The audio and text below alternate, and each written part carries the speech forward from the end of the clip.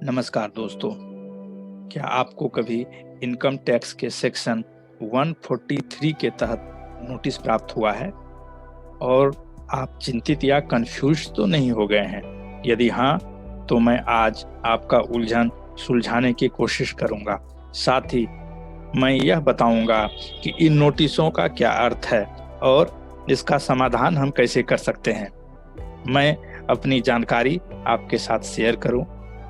इसके पहले आग्रह है कि यदि आप मेरे चैनल को सब्सक्राइब न किए हों तो सब्सक्राइब कर लें, वो बेल आइकन को दबा दें, जिससे कि हमारे सभी नए वीडियो की जानकारी आपको मिल जाए।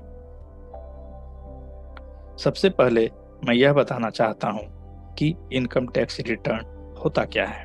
तो दोस्तों, इनकम टैक्स रिटर्न या ITR एक डॉक्यूमेंट है जिसके माध्यम से एसएससी इनकम टैक्स डिपार्टमेंट को यह सूचना देता है कि किसी खास वित्तीय वर्ष में उसका इनकम, एक्सपेंसेस और टैक्स लायबिलिटी कितना है। साथ ही वह बतलाता है कि वह कितना टैक्स डिपार्टमेंट को दिया है और यदि वह पेएबल टैक्स से ज़्यादा टैक्स पे किया है तो टैक्स रिफंड कितना होगा। ITR या तो डिपार्टमेंट के द्वारा तय की गई अंतिम तिथि से पहले अंडर सेक्शन 139 या वॉलेंटरीली दाखिल की जाती है, या फिर इनकम टैक्स के सेक्शन 142 अंडर ब्रैकेट 1 के तहत विभाग से नोटिस मिलने के बाद की जाती है। अब प्रश्न उठता है कि इनकम टैक्स रिटर्न दाखिल होने के उपरांत भी income tax department tax payer को नोटिस क्यों भेजता है।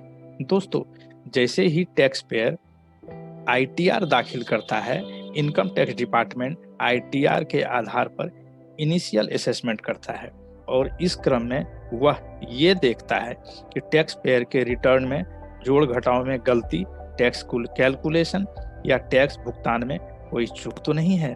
उसके बाद संबंधित सूचना विभाग के द्वारा टैक्स पेयर को भेज दी जाती है।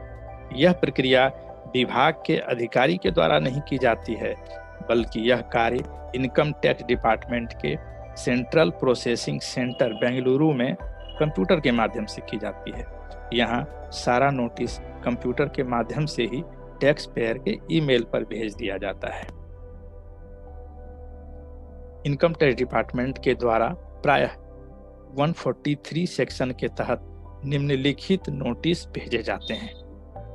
Under section 143 under bracket 1, under section 143 under bracket 2 या under section 143 under bracket 3।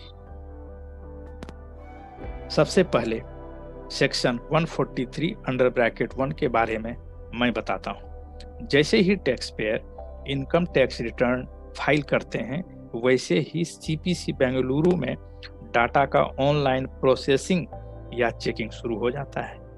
Processing complete होते ही सेक्शन 143 अंडर ब्रैकेट 1 के तहत इनकम टैक्स रिटर्न फाइल करने वाले के ईमेल एड्रेस पर सूचना भेज दी जाती है। वैसे CPC बेंगलुरु में यह चेकिंग प्राइमा फेसाई होता है।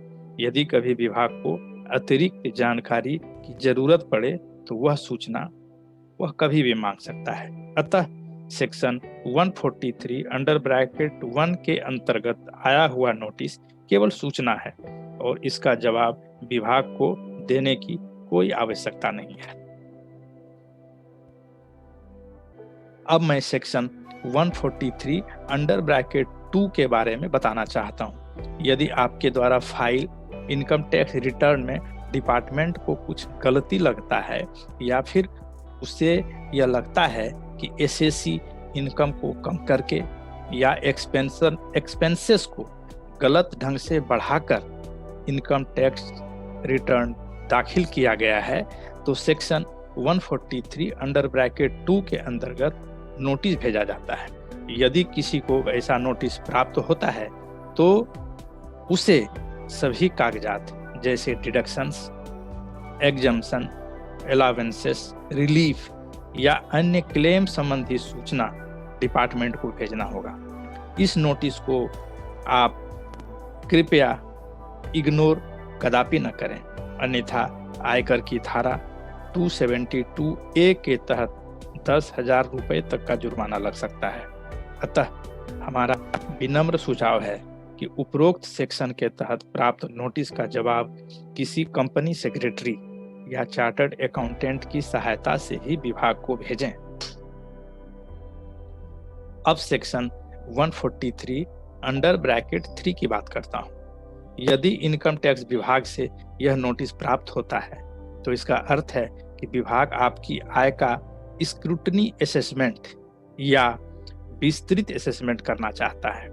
विभाग को यह शक है कि आप अपने इनकम की गलत सूचना इनकम टैक्स रिटर्न में दिए हैं या फिर आप अपने आय को गलत तरीके से छुपाए हुए हैं। वैसे यह नोटिस सरकार के द्वारा संबंधित असेसमेंट ईयर के 6 महीने के अंदर ही दिया जा सकता है। यदि यह नोटिस 6 महीने के बाद मिले तो यह वैध नहीं है। इस नोटिस के बारे में हमारा विनम्र अनुरोध है कि इसका रिप्लाई भी किसी कंपनी सेक्रेटरी चार्टर्ड अकाउंटेंट की सहायता से ही करें, अन्यथा भविष्य में परेशानी का सामना करना पड़ सकता है। इसके साथ ही यह वीडियो मैं समाप्त करता हूँ। आपका दिन शुभ हो। जय हिंद।